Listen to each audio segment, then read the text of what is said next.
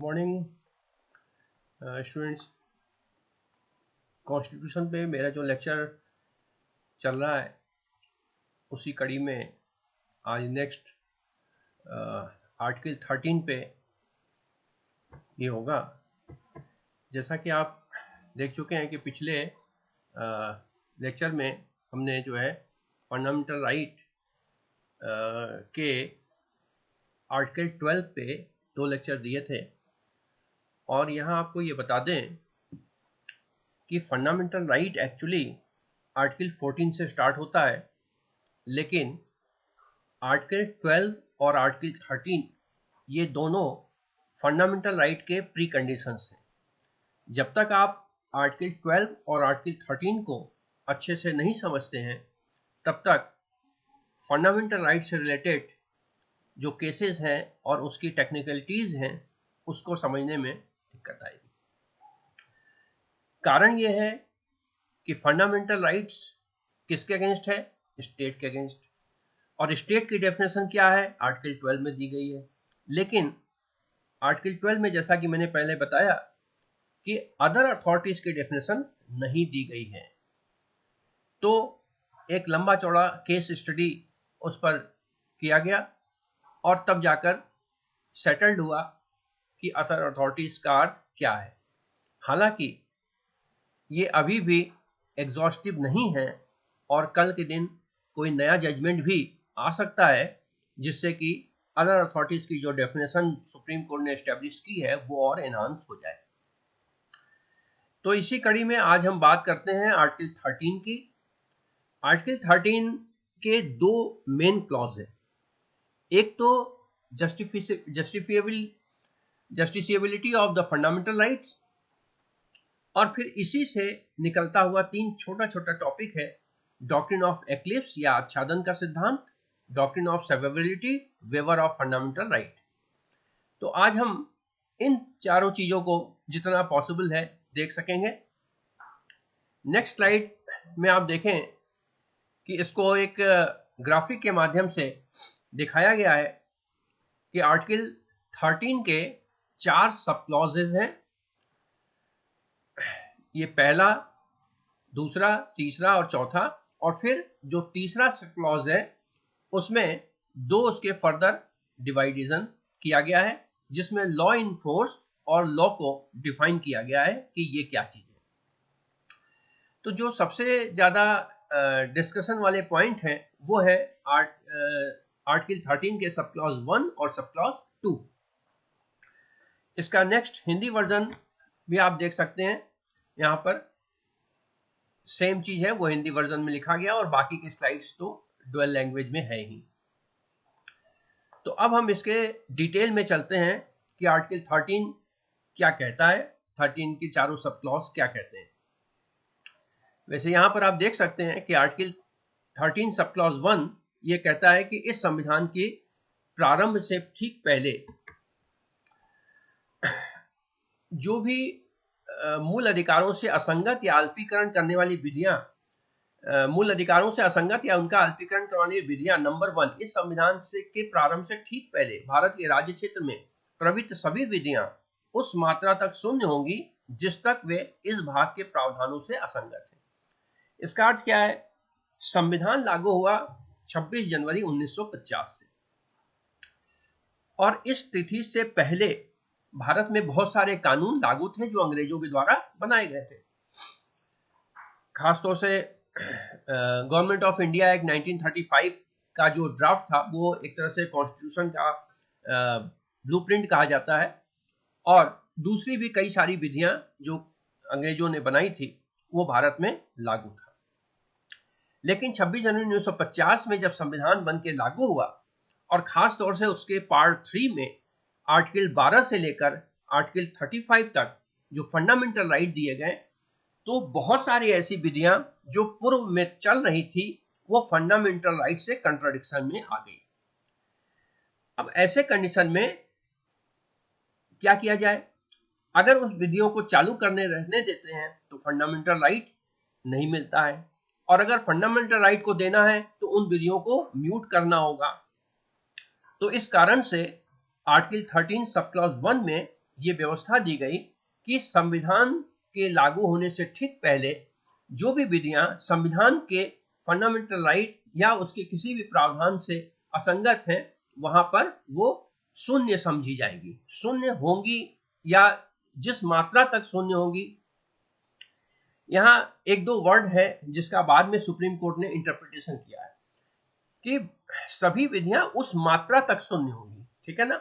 इसका मतलब कि वो जो कानून संविधान के लागू होने के ठीक एक दिन पहले पूरी तरह से प्रवृत्त था, इनफोर्स था, वो संविधान के लागू होने के बाद संविधान के मूल प्रावधानों से असंगत होने की स्थिति में वो उस मात्रा तक शून्य होगी, यानी पूरी तरह से वो कानून पूरी तरह से कानून वो जो है अप्रभावी नहीं होगा, निष्प्रभावी नहीं हो जाएगा, ठीक है ना। वो केवल उसका जो प्रभाव है वो शून्य होगा। अब चलते हैं आर्टिकल 13 सब क्लॉज 2 पर कि देखें वो क्या कहता है। आर्टिकल सब क्लॉज 2 ये कहता है कि राज्य ऐसी कोई विधि नहीं बनाएगा जो इस भाग द्वारा प्रदत्त अधिकारों को छीनती है या न्यून करती है, और इस खंड के उल्लंघन में बनाई गई प्रत्येक विधि उल्लंघन की सीमा तक शून्य होगी। तो 13 सब क्लॉज 1 तो संविधान लागू होने के पहले की विधियों पर लागू होता है, और सब क्लॉज 2 संविधान लागू होने के बाद विधानसभा या संसद पर लागू होता है, क्योंकि कानून बनाने का काम 26 जनवरी 1950 को संविधान लागू होने के बाद कानून बनाने का काम किसके पास है? संसद के पास है या विधानमंडलों के पास है। तो संविधान लागू होने के बाद अगर कोई ऐसा कानून बनाया जाता है जो कि मूल अधिकार का उल्लंघन करती है, तो वो कानून उस मात्रा तक शून्य होगी जहां तक कि वो मूल अधिकार का खंडन करती है या उसको न्यून करती है या उसको छीनती है। तो ये बात क्लियर हो जानी चाहिए कि 13 सब क्लॉज 1 संविधान लागू होने से पूर्व की विधियों पर लागू होता है, और सब क्लॉज 2 संविधान लागू होने के बाद की विधियों पर लागू होता है। सब क्लॉज 3 में कोई विशेष बात नहीं है, इसमें परिभाषा दी गई है कि विधि का अर्थ क्या है। इसमें लॉ इंक्लूड्स एनी विधि के अंतर्गत भारत के राज्य क्षेत्र में विधि का बल रखने वाला कोई अध्यादेश, आदेश, उपविधि, नियम, विनियम, अधिसूचना, रूढ़ि या प्रथा शामिल है। इसी तरह से लॉ इनफोर्स का क्या अर्थ है? लॉ इनफोर्स के अंतर्गत ये कहा गया है कि प्रवृत्त विधि के अंतर्गत भारत के राज्य क्षेत्र में किसी विधानमंडल या अन्य सक्षम प्राधिकारी द्वारा इस संविधान के प्रारंभ से पहले पारित या बनाई गई विधि है जो पहले ही निरस्त नहीं कर दी गई है, चाहे ऐसी किसी कोई विधि या उसका कोई उस समय पूर्णतया या विशिष्ट क्षेत्रों में प्रवर्तन में नहीं है। यहां पर आपको एक चीज देखनी है कि 13 सब क्लॉज 1 और सब क्लॉज 3 के बी पार्ट में क्या इंटर रिलेशनशिप है। इंटर रिलेशनशिप ये है कि 13(1) तो ये कहता है कि जो इनकंसिस्टेंट लॉ होगी यानी असंगत विधि होगी वो शून्य हो जाएगी, लेकिन सारी विधियां शून्य नहीं होंगी। संविधान लागू होने से पहले जो विधि चल रही थी वो अगर उसे निरस्त नहीं किया गया है तो वो चलती रहेगी जहां तक कि वो संविधान से असंगत नहीं है।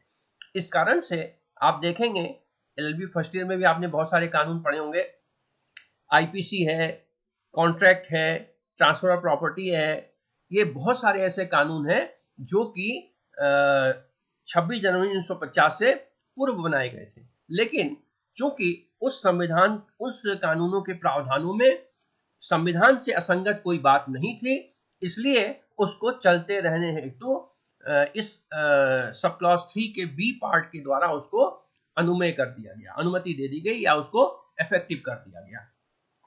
तो ये बात क्लियर है कि जो पूर्व की विधियां हैं वो अपने आप ही समाप्त नहीं हो जाएंगी, बल्कि बाय डिफॉल्ट तो वो विधियां चलती रहेंगी, लेकिन जहां पर संविधान के किसी प्रावधान से उसका असंगत है वो वहां पर उसका प्रभाव शून्य हो जाएगा। प्रभाव शून्य हो जाएगा अर्थ इसलिए है कि कानून समाप्त नहीं हो रहा है, कानून अपने आप में जीवित है, लेकिन उसका प्रभाव केवल शून्य हो रहा है।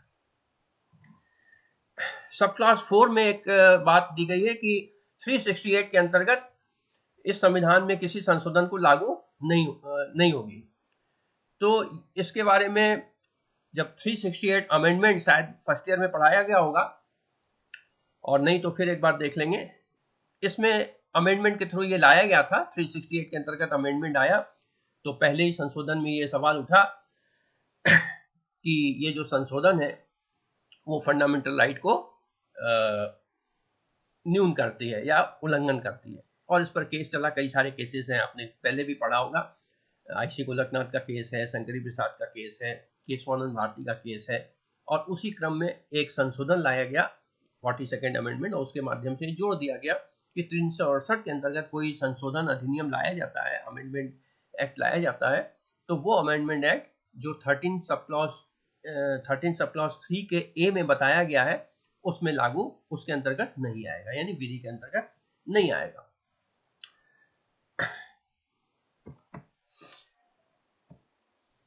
अब आप देखें कि इस पर क्या टेक्निकलिटीज हैं और क्या कोर्ट के सामने मैटर आया।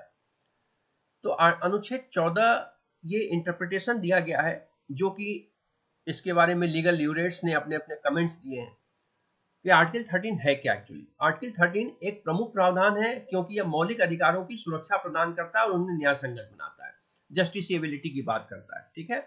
यानी फंडामेंटल राइट जिस उद्देश्य से संविधान में रखा गया वो कंटिन्यू मिलता रहे, उसके प्रोटेक्शन के लिए अनुच्छेद 13 लाया गया, ताकि कल के दिन ऐसा न हो कि संसद जब चाहे तब उस फंडामेंटल राइट को कर्टेल कर दे। अगर ऐसा किया जाता तो जो संविधान बनाने वाले लोग हैं उनकी जो मंशा थी वो पूरी नहीं होती।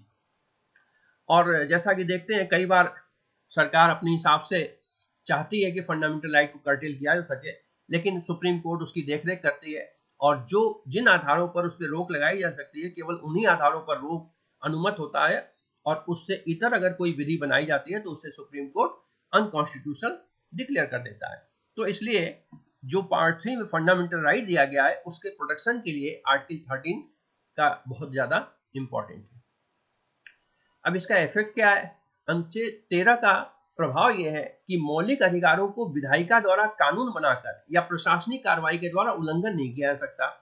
यानी फंडामेंटल राइट के अंतर्गत जो भी राइट दिए गए हैं, आर्टिकल 14 का है, आर्टिकल 19 का है, 21 का है, इन सभी अधिकारों को किसी कानून बनाकर उसको छीना नहीं जा सकता जब तक कि वो न्यायानुमत आधार पर न हो, और न ही किसी एडमिनिस्ट्रेटिव ऑर्डर से कराया जा सकता है। अगर ये व्यवस्था इसमें नहीं होती तो आए दिन फंडामेंटल राइट के वायलेशन होते। इसी तरह से अनुच्छेद 13 सब क्लॉज 1 ये कहता है, हालांकि जिसके बारे में डिस्कस किया जा चुका है पहले भी, कि अगर कोई असंगत विधि है तो शून्य हो जाएगी। तो इसके बारे में हम पहले से ही काफी चर्चा कर चुके हैं। अनुच्छेद 13 न्यायपालिका और विशेष रूप से सर्वोच्च न्यायालय को अभिभावक, संरक्षक या मौलिक अधिकारों का व्याख्याकार बनाता है। इसका अर्थ क्या है कि कोई कानून मूल अधिकार को उल्लंघन करने वाली है या नहीं, उसको न्यून करती है या नहीं, इसका इंटरप्रिटेशन कौन करेगा? सुप्रीम कोर्ट करेगा। क्योंकि विधायिका का काम है कानून बनाना, और विधायिका अपने हिसाब से कानून बना देती है, लेकिन जब भी किसी नागरिक या गैर नागरिक जिसको कि भारत में फंडामेंटल राइट मिला हुआ है पार्ट 3 के अंतर्गत, उसे लगता है कि ये कानून जो लाया गया है वो उसके फंडामेंटल राइट को समाप्त करता है या कम करता है, तो वो उसकी गुहार कहां लगाएगा? उच्चतम न्यायालय या उच्च न्यायालय में। और ऐसे कंडीशन में जो उस कानून का निर्वचन करने का अधिकार है वो सुप्रीम कोर्ट का है जुडिशियल रिव्यू के अंतर्गत। और तब जुडिशियल रिव्यू के अंतर्गत सुप्रीम कोर्ट ये देखती है कि क्या वास्तव में ये कानून मूल अधिकारों से असंगत है या नहीं, उसको कम करती है। यानी अगर पूर्व का कानून है तो वो असंगत है या नहीं, और अगर संविधान लागू होने के बाद का कानून है तो वो मूल अधिकारों को कर्टेल तो नहीं करता। इसकी व्याख्या कौन करेगा? उच्चतम न्यायालय करेगी। उच्चतम न्यायालय ने न्यायिक पुनर्विलोकन को संविधान का आधारभूत ढांचा निर्धारित करके अनुच्छेद 13(2) के अंतर्गत अपनी सुरक्षात्मक भूमिका को बढ़ाया है। ये एक स्टेटमेंट है जिसके अंतर्गत ये तो माना जाता है कि जो भी लिखित संविधान जहां पर भी लागू है वहां पर संविधान की व्याख्या उच्चतम न्यायालय द्वारा ही किया जाएगा, जिसको कि जुडिशियल रिव्यू या न्यायिक पुनर्विलोकन कहा जाता है। लेकिन केशवानंद भारती के केस में ही के बाद जो बेसिक स्ट्रक्चर का फार्मूला सुप्रीम कोर्ट ने डिस्कस किया या इवॉल्व किया, उसी क्रम में आगे जाकर राजनारायण वर्सेस इंदिरा गांधी के केस में उच्चतम न्यायालय ने यह कहा कि जो न्यायिक पुनर्विलोकन है, जुडिशियल रिव्यू का जो मैटर है, वो एक बेसिक स्ट्रक्चर है कॉन्स्टिट्यूशन का।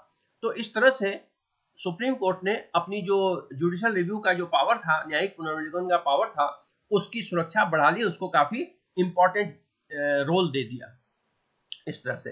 तो कुल मिलाकर अब तक की स्थिति यह है कि आर्टिकल 13 फंडामेंटल राइट को प्रोटेक्ट करने के लिए बनाया गया है।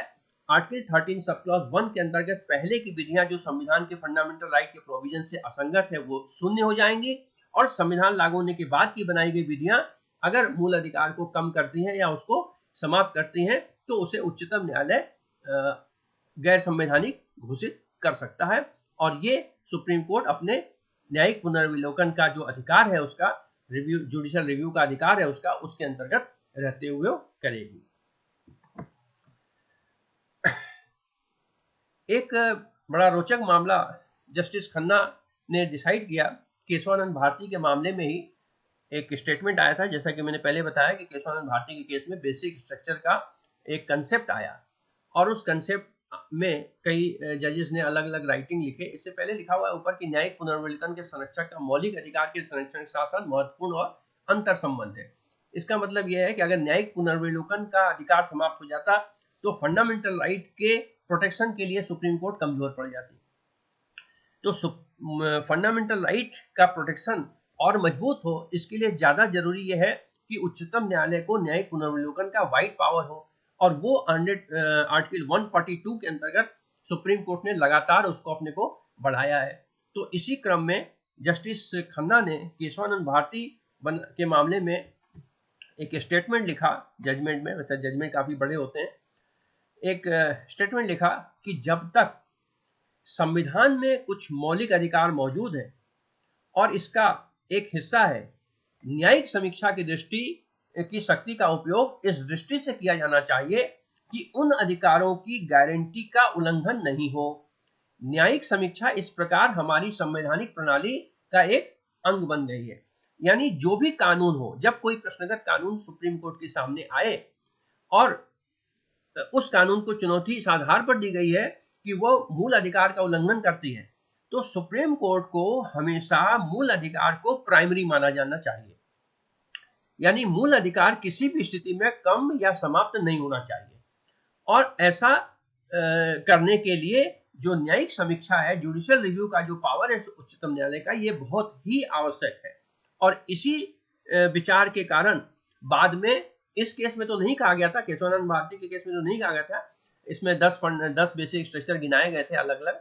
लेकिन जब इंदिरा गांधी बनाम राजनारायण का केस आया था, उसमें उन्होंने स्पष्ट रूप से कहा कि जो न्यायिक पुनर्विलोकन का अधिकार है वो उच्चतम न्यायालय का एक कॉन्स्टिट्यूशन का एक बेसिक स्ट्रक्चर है, और उसको किसी भी कानून के द्वारा कर्टेल नहीं किया जा सकता। बेसिकली 77 की बात है, इंदिरा गांधी ने चुनाव से पहले एक कानून लाया था जिसमें यह कहा था कि जो प्राइम मिनिस्ट्रियल कैंडिडेट है उसके इलेक्शन को चैलेंज नहीं किया जा सकता। और उसके बाद बरेली से वो चुनाव लड़े और उनके खिलाफ राजनारायण चुनाव लड़े, और पहले की घोषणा में इंदिरा गांधी को जीता हुआ घोषित कर दिया गया। राजनारायण ने उसको चैलेंज किया, तो पहले तो इस बात पर ही ऑब्जेक्शन हुआ कि चूंकि प्राइम मिनिस्ट्रियल कैंडिडेट थी, इसलिए उस एक्ट के अंतर्गत उनके इलेक्शन कंटेस्ट को चैलेंज ही नहीं किया जा सकता। तो ये मामला सुप्रीम कोर्ट तक पहुंचा, और सुप्रीम कोर्ट ने कहा कि ये जो कानून है वो जुडिशियल रिव्यू यानी न्यायिक पुनर्विलोकन के अधिकार को छीनता है, और जबकि जुडिशियल रिव्यू एक आवश्यक अंग है आर्टिकल 13 का, और आर्टिकल 13 फंडामेंटल राइट के अंतर्गत आता है। तो इसलिए ये जो एक्ट है वो उस मात्रा तक असंवैधानिक है, यानी जुडिशियल रिव्यू सुप्रीम कोर्ट कर सकती है। और उसके बाद फिर उस पूरे इलेक्शन प्रोसेस को एग्जामिन किया गया, और बाद में इंदिरा गांधी उसमें हारी हुई डिक्लेयर की गई और राजनारायण को जीता हुआ घोषित किया गया। तो खैर इसमें दो पार्ट है, हमारा जो कंसर्न है वो केवल सुप्रीम कोर्ट के इंटरप्रिटेशन से रिलेटेड है कि इसमें उन्होंने कहा कि बेसिक स्ट्रक्चर है जुडिशियल रिव्यू।